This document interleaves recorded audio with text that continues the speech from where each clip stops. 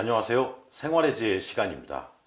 지난 3편 병원비 아끼는 비결에 이어 오늘은 형편이 좀 어려운데 몸이 아파서 병원비 걱정이 앞서는 분들을 위해 병원비 지원받는 방법을 말씀드리겠습니다. 가벼운 감기약값 정도는 아니고요. 큰 병에 걸려 수술이나 입원 등 감당하기 어려운 목돈이 들어가는 경우입니다. 가장 먼저 국민건강보험의 본인부담 상한제라는 게 있습니다. 국민건강보험 가입자가 부담해야 할 본인부담금 총액이 소득 수준에 따라 본인부담 상한액을 넘는 경우 그 초과 금액을 국민건강보험에서 부담하는 제도입니다. 단 비급여 진료비는 제외한 국민건강보험이 보장하는 급여 진료비 중에 본인부담금을 지원합니다. 국민건강보험의 급여, 비급여 진료에 대해서는 생활의 지혜 지난 3편을 먼저 보시면 좋겠습니다. 쉽게 얘기해서 어떤 사람의 소득 수준을 고려해서 한 해 동안 감당할 만한 병원비를 훨씬 넘어섰다고 할 때 그만큼을 공단에서 보존해 준다고 이해하시면 빠르겠습니다. 여기서 본인 부담 상한액이란 소득 수준에 따라 달라지는데요. 전체 가입자, 그러니까 국민들이 부담한 연평균 보험료 수준을 기준으로 공단에서 10개 구간으로 나눕니다. 소득 1분위부터 10분위까지요. 그래서 올해 기준으로 소득이 가장 낮은 1분위에 해당하는 사람의 본인부담 상한액은 연간 87만 원, 2, 3분위는 108만 원, 이런 식으로 소득 10분위는 1014만 원까지입니다. 이 기준을 초과한 금액을 다음 해 공단에서 정산해 개인별로 지급합니다. 올해 본인부담 상한액 초과금은 내년 8월경에 일괄 지급한다고 하네요. 본인부담 상한제는 원칙적으로 사후 정산 방식이어서 공단에서 알아서 환급 대상자에게 초과금 지급 신청 안내문을 발송합니다. 안내 받으신 분은 신청사와 본인 명의 계좌를 적어서 국민건강보험공단에 신청하면 됩니다. 지난 2020년도에 공단에서 이렇게 환급한 의료비가 166만 643명에게 2조 2471억 원, 1인당 평균 135만 원이나 된다고 하니까 적지 않은 금액이네요. 이렇게 본인부담 상한액의 사후정산 말고 사전에 지원하는 방식도 있습니다. 이건 공단에서 환자 개인에게 지급하는 게 아니라 내가 입원하고 있는 병원에서 공단으로 신청하는 겁니다. 한 병원에서 연간 의료비가 올해 기준으로 780만 원이 넘어가는 경우 780만 원까지만 내가 부담하고 그 초과 금액은 병원에서 공단으로 청구하는 방식입니다. 여기서도 비급여 진료비는 제외하고 급여 진료비 중에 본인부담금만 해당이 됩니다. 오랜 기간 입원 중인데 혹시라도 본인부담금이 780만 원이 넘어간다면 병원 원무과에 확인해 볼 수 있겠죠. 단 요양병원의 경우는 연간 입원한 날이 120일이 넘어서는 경우에 한해 소득 기준에 따른 본인부담 상한액이 달라집니다. 본인부담 상한제에서 중요한 건 자신의 소득 기준입니다. 직장 가입자는 소득이 투명하게 드러나서 자기 월급, 보수 월액이라고 하는데 여기에다 일정 비율, 그러니까 올해 기준으로 7.09%를 곱해서 건강보험료가 결정됩니다. 근로자는 여기에 다시 절반만 부담하고 있고요. 직장 가입자는 자신이 내는 건강보험료에 따라 본인부담 상한제의 소득 기준이 드러납니다. 반면 지역가입자, 즉 개인사업자나 직장이 없으신 분들은 자신의 소득에다가 재산, 그러니까 부동산이나 자동차 등을 소득으로 환산한 금액을 더해서 건강보험료가 부과됩니다. 매달 내는 건강보험료가 많다면 공단에서 그만큼 소득이 많다고 보기 때문에 본인부담 상한제 혜택을 받을 수 있는 경우가 줄어듭니다. 반대로 건강보험료를 적게 내고 있을수록 나중에 병원비가 많이 나왔을 때 본인부담 상한제 혜택을 볼 확률이 높아지겠죠. 그래서 자신의 재산 수준에 비해 건강보험료가 과도하다면 가까운 국민건강보험공단 지사를 방문해 건강보험료를 조정해 볼 수 있습니다. 부동산이나 자동차 등에 매기는 건강보험료율이 매우 복잡하기 때문에 우리가 미리 계산해서 따져보기란 어렵습니다. 지역 가입자라면 국민건강보험공단에 월 보험료와 앞서 말씀드린 자신의 소득 기준을 상담해 보시길 권합니다. 다음 병원비 지원받는 방법은 재난적 의료비 지원 제도입니다. 이 제도는 지난 2018년부터 시행 중인데요. 과도한 의료비 지출로 경제적 어려움을 겪는 가구에 의료비를 지원하는 정책입니다. 이것도 재산과 소득 기준에 따라 올해부터 최대 5천만 원까지 지원합니다. 또 올해부터는 입원 외래 구분 없이 같은 질환으로 치료받은 모든 의료비가 지원 대상입니다. 다만 치과나 한방병원, 정신병원 진료비 등은 의학적 필요성에 따라 심사를 거쳐야 합니다. 앞서 말씀드린 본인 부담 상한제와는 달리 급여 진료뿐만 아니라 비급여 진료 비용까지 포함됩니다. 단 미용 목적의 시술이나 성형수술, 특실이나 1인실 입원비, 간병비, 요양병원 진료비 등은 제외됩니다. 이 제도에 따라 지원을 받으려면 재산 기준과 소득 기준을 충족해야 하는데요. 먼저 재산 기준은 지원을 신청하려는 환자가 속한 가구의 재산 과세 표준액 합계가 7억 원 이하여야 합니다. 수십억 원대의 건물을 가지고 있다거나 아파트에 살고 있다면 좀 어렵겠죠. 재산에 이어 소득 기준은 기준 중위소득을 참고합니다. 기준 중위소득이란 가구 원수에 따라 해마다 달라지는데요. 우리나라 전체 가구 소득을 줄 세웠을 때 가장 가운데 값을 중위소득이라고 합니다.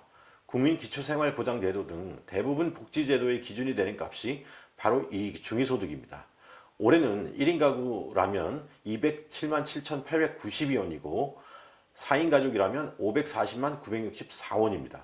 재산 기준에 이어 소득 수준이 이 금액을 넘지 않아야 재난적 의료비 지원을 신청할 수 있습니다.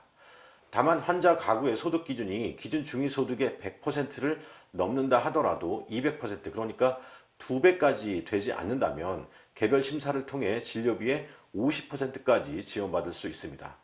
소득 수준의 구간에 따라 지원 비율이 달라지니까 참고하시면 좋겠습니다. 하나 더 유의할 점은 다른 지원금과 중복될 경우 그 지원금을 차감하고 나머지만 지원한다는 것입니다. 국가나 다른 지방자치단체 지원금이나 실손의료보험과 같은 민간보험에서 보상을 먼저 받았다면 그러한 지원금은 제외하고 나머지만 지급합니다.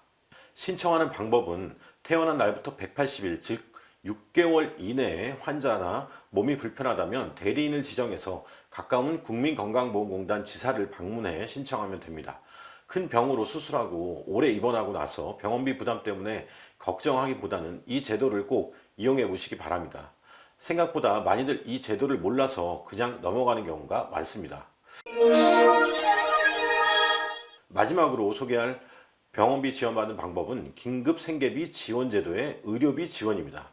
이 제도는 긴급복지지원법에 따른 긴급지원인데요. 말 그대로 갑작스런 생계 곤란의 위기 상황에 처한 사람과 그 가구를 긴급히 지원하는 것입니다. 예를 들어 집안의 가장이 갑작스런 사고로 죽거나 직장을 잃고 입원해서 생계가 어려워졌을 때 지방자치단체가 생계비를 포함해 의료비, 주거비 등을 지원합니다. 이 제도의 특징은 지원을 먼저 하고 나중에 구비서류나 증빙자료 등을 처리한다는 방식입니다.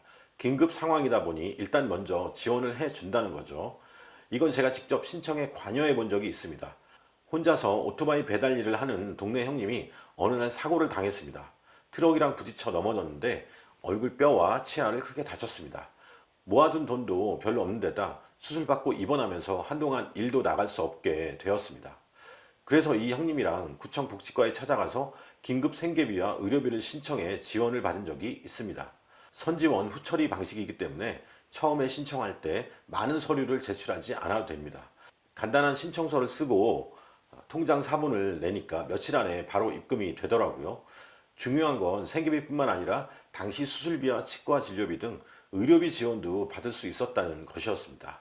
다만 이 제도는 긴급 지원이기 때문에 계속적으로 지원하는 게 아니라 딱 한 달간만 생계를 유지하는데 필요한 것들을 지원합니다. 그래도 어렵다면 한 달 더 연장해 볼 수는 있습니다. 또 한 번 지원을 받으면 2년 안에는 같은 내용으로 지원을 다시 신청할 수는 없습니다. 그리고 다른 지원제도, 암 환자나 희귀 난치성 질환자 지원이나 앞에 말씀드린 재난적 의료비 지원제도와 중복해서 지원하지는 않는 게 원칙이긴 합니다. 하지만 다른 것들이 사후 지원 방식이다 보니 혜택을 받을 수 있을지 미리 알 수가 없기 때문에 이 제도에서 먼저 지원받을 수가 있습니다. 큰 수술을 받고 퇴원하기 전에 미리 신청해 보면 좋습니다. 긴급 생계비나 의료비 지원은 앞서 말씀드린 재난적 의료비 지원 제도와는 달리 신청하는 기관이 국민건강보험공단이 아니라 지방자치단체입니다. 즉 서울은 구청, 지방은 시청이나 군청에 신청하면 됩니다. 가까운 동사무소 사회복지 담당 공무원에게 물어보면 친절하게 구청 담당자를 연결해 줍니다. 이 제도에 쓰이는 예산은 지방자치단체 예산이기 때문에 그렇습니다. 해마다 부용 예산, 즉 다 쓰지 못한 예산으로 다음 해로 이월되는 경우가 많거든요. 이 제도도 적극적으로 이용해 보시면 좋겠습니다. 이 밖에도 암에 걸렸다면 일단 보건소에 암 환자 등록을 먼저 해야 합니다. 의료비를 포함해 이런저런 서비스 지원을 받을 수 있습니다. 또 유전질환 등 희귀 난치성 질환을 앓고 있다면 별도의 공적 지원 제도가 있습니다. 오늘 소개한 국민건강보험공단이나 국가와 지방자치단체 지원 말고도 초록우산 어린이재단과 같이 어린이 병원비를 지원하는 곳, 심장병이나 백혈병 등 각 질환별로 지원하는 민간단체들이 있습니다. 가까운 민간종합복지관에도 가볼 수 있습니다. 이런 곳에서도 도움을 요청해 보면 좋겠습니다. 또 웬만한 종합병원급에서는 병원마다 근무하는 의료사회복지사가 있습니다. 병원 로비나 원무과 근처에 병원사회복지 담당자가 있습니다. 이분을 찾아가서 말씀하시면 앞서 얘기한 것들을 포함해서 친절하게 상담을 해줍니다. 지금까지 병원비를 지원받는 3가지 방법을 말씀드렸는데요. 무엇보다 중요한 건 꼭 신청을 해야 한다는 것입니다. 이걸 복지제도의 신청주의라고 하는데요. 신청하지 않으면 국물도 없다는 얘기입니다. 병원비뿐만 아니라 모든 복지제도가 그렇습니다. 이건 우리보다 잘 사는 다른 선진국에서도 어쩔 수가 없습니다. 처음에 말씀드린 본인 부담 상한제 빼고 재난적 의료비 지원이나 긴급 의료비 지원은 신청을 먼저 해야 합니다. 요새 동네마다 동사무소에서 어려운 분들을 많이 찾아 나서기는 하는데 결국엔 본인이 직접 신청하지 않으면 안 됩니다. 옆에서 같이 가준다거나 좀 도와줄 수는 있겠죠. 이러한 제도를 적극적으로 활용하시면 좋겠습니다. 그런데 교통사고로 진짜 다리가 아파서 움직이기가 힘들다거나 이도저도 다 어렵다면 전화번호 하나만 기억해 두면 됩니다. 바로 129, 129번 보건복지부 상담센터입니다. 여기 그냥 전화해서 내가 이만저만 하니 도움이 좀 필요하다고 하면 관할 주민센터에 사회복지 공무원을 보내줍니다. 이분이 왔을 때 어려운 사정을 다 얘기하시면 됩니다. 복지 공무원이 친절하게 상담을 하고 이런저런 방법을 다 알려주니까 걱정만 하시지 말고 상담을 받아보시면 좋겠습니다. 오늘은 여기까지 말씀드리겠습니다. 때이른 무더위에 더욱 건강한 여름 맞이하시고요. 날마다 풍성한 하나님의 은혜가 충만하시길 소망합니다. 시청해 주셔서 고맙습니다.